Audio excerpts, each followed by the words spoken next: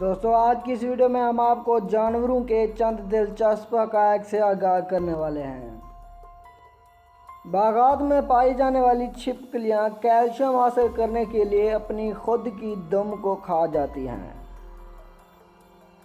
अगर घोंघे की आंख को काट दिया जाए तो ये दोबारा उगाती है। शार्क मछली 4 साल तक प्रेग्नेंट रहती है। भूरे रीछ 18 मील तक किसी शय को सूंघने की सलाहियत रखते हैं।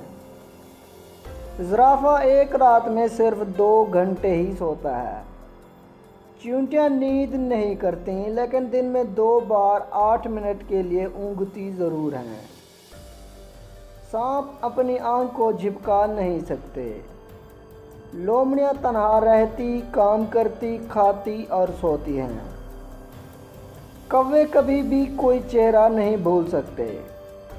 इसका सबूत आपको वो देहाती बच्चे दे सकते हैं जिन्होंने कभी कौवे के घोंसले में छेड़खानी की हो। वीडियो पसंद आने की सूरत में इसे लाइक ज़रूर कर दीजिएगा। मिलते हैं अगली वीडियो में, तब तक अल्लाह हाफिज़।